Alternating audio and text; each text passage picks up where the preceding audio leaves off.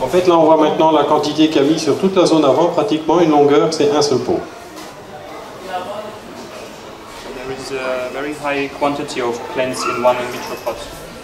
Comme on disait tout à l'heure, la densité des plantes est assez importante dans les petits pots comme ça. Pas en hauteur, évidemment, mais c'est pas le but. De toute façon, dans de bonnes conditions, elles poussent tellement vite. The plants in the in vitro system are very small, but the quantity is very high. To be honest, I believe that when the nursery receive these plants from the laboratory, they split each in vitro cup into 4 pieces and then put those plants into rock wool, then put them into into the nursery and give them 2 weeks to grow, and then they sell them as normal pot plants. So you get 4 times quantity in the in vitro pot than you get in the rock wool. So maybe the price of the in vitro cup is slightly higher than the price of the normal pot, but the quantity of plants and the quality is much higher. Oui, donc là, il explique ce qu'on disait déjà tout à l'heure, hein, c'est que la quantité de plantes dans les petits pots in vitro comme ça est à peu près 4 fois supérieure à ce qu'on trouve dans un pot les pots classiques en fait, comme ceux qui sont occupés d'être nettoyés là-bas par nos assistants. Do you want some more? Oh, but they're asking if you need to clean some more. Yes, I will give them a place to be. Bien.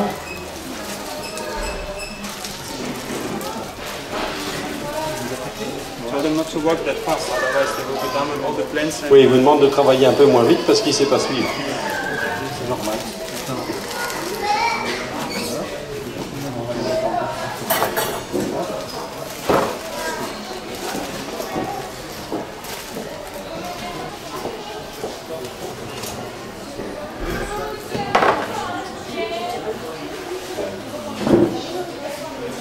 This is now feels for me already like kind of speedscaping,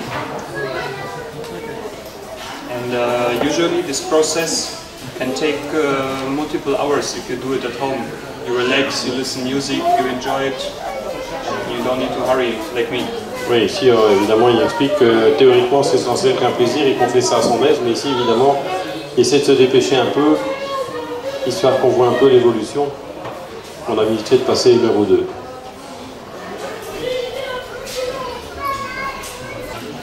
Maybe you can explain also why choosing right now. Of course, we choose to follow one layout, but if you have to do a tank at home, which plant would you recommend yourself for the foreground? This aquarium is very tall, so I would use a foreground plant like the Marsilea. It doesn't require too much light, and it is a easy maintenance plant, so it doesn't require trimming too often. So Marsilea is a good choice as a foreground plant, and yes, and I will go with the mid-ground plants and bring in some variation in the mid-ground, and then put in some anubias, which always look very nice in combination with the wood, and I try always to use plants with a different leaf shape together. So if all the plants look like the same leaf shape, it doesn't look very nice. So this is something the Dutch people did with the Dutch aquarium. So the master class was always using plant different color, different leaf shape to get as much contrast as possible. Là, j'ai posé la question un petit peu du choix des plantes. Pourquoi Marsilea? Bon, évidemment ici on suit un petit peu un layout.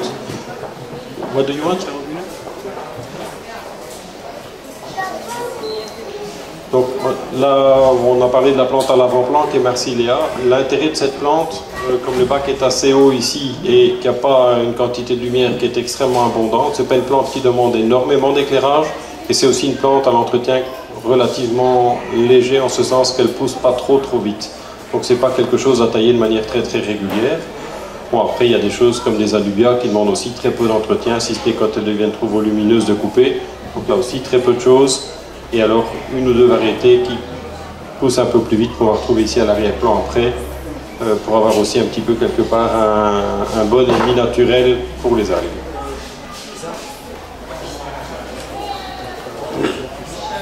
Like Sorogine, until which level you let them go? Sorogine is a stem plant, so if you don't cut it, it can grow this tall. If you let it grow above water surface, then from this height it will start flowering, small white flowers. But in the aquarium you can keep it this small. Just trim it when it gets too big, and it will spread like carpet. Just cut the top and don't reuse the top again. You can reuse, but of course you can reuse, and you can also make this layout a little bit cheaper if you use less plants. Yes. And then spend some time collecting the trimmings and replant them. But this will take more time. Et donc là on parle de la sporogine, qui est une plante qu'on met ici sur la zone avant, mais qui est une plante évidemment qui grandit. Donc ici le but c'est évidemment de la garder à une certaine hauteur, pas trop haute, donc elle demande d'être taillée régulièrement. Quand on la taille, on n'a pas besoin, contrairement à certains autres types de plantes, de garder la tige qu'on va couper pour la replanter. On peut la garder si on veut étendre le bouquet, c'est comme ça qu'il faut faire. On prend la partie supérieure, on la replante à côté puis elle repart. Mais dans ce cas-là, on ne doit pas enlever la partie inférieure, c'est-à-dire qu'on se contente tout simplement de couper à la hauteur qu'il faut. Il dit aussi que si on la laisse monter, une fois qu'elle arrive en surface, elle commence à fleurir et puis tout le bas est garni. Donc il faut essayer d'éviter de la tailler évidemment régulièrement pour que ça n'arrive pas. I normally do all this work by myself. So today I feel a little bit like a mano, like a master with assistance. Il dit que d'habitude il doit faire tout le travail de nettoyage, tout ça lui-même. Donc aujourd'hui il a l'impression de faire un peu comme le grand chef à mano. Il y a des assistants pour tout ça. Plus c'est mieux fait. Yeah, he says, and we do it also much better. Short word when they are working maintenance. What do we have to do in the next 2-3 weeks? Change a lot of water. And, once in a week I would clean the glass. And when the plants grow, even trim them. But in the next 2 weeks, no trimming will be necessary. Yes, just keep cleaning water, measuring parameters, taking care of ammonia and nitrate, and also the hardness of the water, because if the tap water is too soft, it can happen that the water becomes too soft in the aquarium, and then you have to put in minerals. So be careful with the soil. It takes some minerals from the water. What do you recommend for the feed-up? I will translate everything together then. What do you recommend for the feed-up? Yes, I recommend always to use 100% osmosis water, because it is 100% clean of everything. And when you put in minerals in the osmosis water, you have like the total control of your water parameters. If you use osmosis water together with tap water to mix it, you always have to measure, is it the right proportion? And sometimes tap water parameters change, and you don't know. Sometimes you have chemicals in the tap water, you don't know. So the best is to use 100% osmosis water with mineral, and this will give you 100% control. J'ai posé 2-3 questions pour les semaines à venir d'un point de vue entretien. Première chose, c'est d'abord pour le remplissage, j'ai demandé qu'est-ce qu'il conseillait d'utiliser comme eau. Lui, il conseille d'utiliser 100% d'eau osmosée et de reminéraliser, ce qui permet de bien contrôler la quantité et donc le niveau de dureté qu'on veut. Il conseille d'utiliser quelque chose entre 3 et 5 degrés KH, et il dit que c'est important de le surveiller, de le mesurer le KH, parce que ce type de substrat consomme également des carbonates, donc du KH, ce qui fait qu'à terme, ce qui se passe quand le KH vient baisser, qui se situe à 0 ou 1, on attrape un pH qui est beaucoup plus instable. Donc c'est important de régulièrement mesurer le KH, et si nécessaire, ajouter des sels minéraux pour le maintenir entre 3 et 5. Ensuite, pour ce qui est de l'entretien, il dit une fois par semaine, il faudra prévoir évidemment au niveau des vitres. Les quelques premières semaines, il y aura très peu de taille à faire, mais en fonction des paramètres qui seront testés, c'est-à-dire surtout l'ammoniac et les nitrites, il peut être nécessaire de faire quelques changements d'eau plus importants au début. Température 24-25. Température 24-25. Après ça dépend aussi évidemment des poissons et des animaux qu'on veut mettre dedans. Do you have a much better grow with a lower temperature? I prefer to have a little bit lower, like 23, 24 sometimes. I would say average is 24, because the higher the temperature, the faster is the nutrition cycle. So the plants grow faster, the stems grow faster and the distance between the leaves is bigger. Also algae grows faster. So if the temperature is lower, everything is more comfortable and the plants look nicer. Donc là au niveau de la température, je posais la question. Donc pour la phase de démarrage, il dit quelquefois de travailler avec une eau un petit peu plus fraîche, ça aide évidemment les plantes. Au plus on chauffe, au plus les plantes poussent vite, au plus il y a d'écart entre les feuilles sur les tiges, au plus vite on va pousser les algues aussi. Donc pour lui la température idéale se situe à la mise en route aux alentours de 22-23 pour ensuite aller jusque 24-25 quand on va mettre les poissons. What to do if we start to have algae grow? I would in any case introduce a mono shrimp like algae control crew. I recommend using 1 shrimp per 10 liter. And in general, when algae appears, you have to measure the water parameters because there is always something wrong. There is a wrong balance, and there is no nutrient that is excessive. There is always a lack of one nutrient, so we have to secure the balance. So if you have green hair algae, this is not because you have too much phosphate, it's because too little nitrate. Donc là ça peut paraître un peu particulier, il explique. Donc une première chose c'est qu'il est très important de tester différents paramètres au départ et que souvent c'est pas un problème d'avoir par exemple trop de phosphate ou trop de nitrate, mais par contre d'avoir trop d'ammoniac, ça peut poser problème. Ici il faut savoir qu'avec la quantité de plantes qu'on met là, il va falloir, si on veut garder un bon développement des plantes, il va falloir rajouter des nitrates, il va falloir rajouter des phosphates. Sans ça, on va trouver évidemment assez vite une lacune, et c'est important. Donc ça, c'est une première chose. Et pour le reste, pour ce qui est du contrôle au niveau des algues au début, il conseille d'utiliser les Caridina japonica. C'est des crevettes qui sont inoffensives, font à peu près 3-4 cm adultes. And you say 1 for 10 liters Et il conseille à peu près un ratio d'une crevette par tranche de 10 litres. Also important to have a high amount of CO2. I recommend like 25-30 milligrams per liter. And often algae appears when there is too little CO2 in the aquarium. Oui, il dit aussi que le CO2 est un facteur important. Il conseille d'avoir 25 à 30 mg de CO2 par litre. Quand on a trop peu de CO2, on a aussi plus vite une apparition d'algues. C'est quelle crevette vous avez dit? Les Caridina japonica. C'est la non, elle est moins décorative, elle est un peu grisâtre, mais c'est la seule qui nettoie aussi bien. Les autres sont décoratives, mais travaillent moins. This background, if you don't like black anymore, you can use milk background or white background or turn around and have beautiful marine corals as a background of your freshwater tank. Il dit le décor, quand on en a marre, on peut changer de côté, comme ça on a un fond marin. Je ne suis pas certain que... Next plant is Ranunculus inundatus, which has a very unique leaf shape. So using this plant will add a lot of contrast to every aquarium, but yeah, stay aware because it grows very fast with the right zone, so it will appear in different area where you maybe don't like it, so you have to keep it under control. Donc là, maintenant, il va planter les ranunculus, c'est une très belle plante, qui a une forme de feuille originale, qui va apporter aussi du contraste, mais il dit aussi que c'est quelque chose qui pousse vite et qu'il faut bien tenir sous contrôle, sinon on en est assez vite envahi.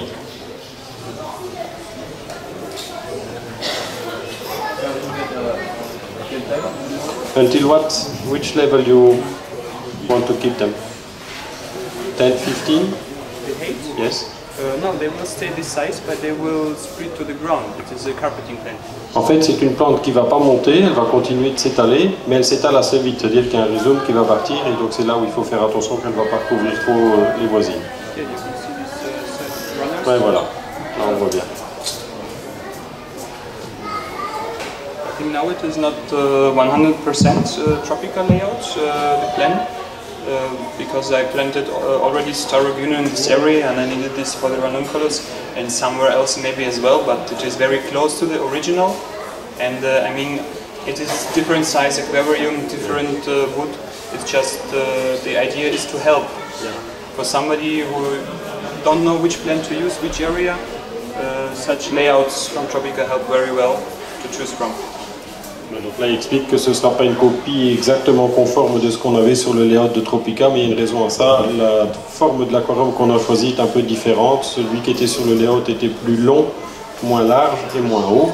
donc c'est pas exactement la même disposition. Et bon, comme on disait tout à l'heure, l'intérêt de Tropica, c'est de donner un peu d'inspiration, parce qu'il y a évidemment beaucoup de modèles différents. Il y a toutes sortes, plus rocheux. Vous parlez de celle qui met maintenant? Oui. One question, he asked if you recommend to cut off the most of the leaves of the Eleocharis when you plant them to have a better start of the plants after it. If you cut it, then it will spread more to the sides. If you keep it, it will stay big and grow more slowly to the sides because it still have the leaves to survive on the water. But sometimes those plants, those leaves are too much adapted to growing above the water, and they will become brown. So if they turn brown and some algae attached, then cut it down. If not, you can keep it and enjoy the big size already. En fait, on peut utiliser les deux. Ça, ce n'est pas une plante qui demande vraiment à être taillée très court pour la reprise. Elle reprend bien dans la majorité des cas. Il explique que si on les coupe évidemment beaucoup plus court, elles vont avoir tendance à s'étaler plus vite. Et là, inversement, elles vont continuer, elles vont s'étaler aussi, mais moins vite et pousser un peu plus en hauteur. Il dit que c'est une plante aussi sur laquelle on voit quelquefois apparaître au début un peu d'algues, ou quand les feuilles commencent à brunir un peu, et là, il ne faut pas hésiter de tailler très court. Elle repart du sol et elle devient plus dense.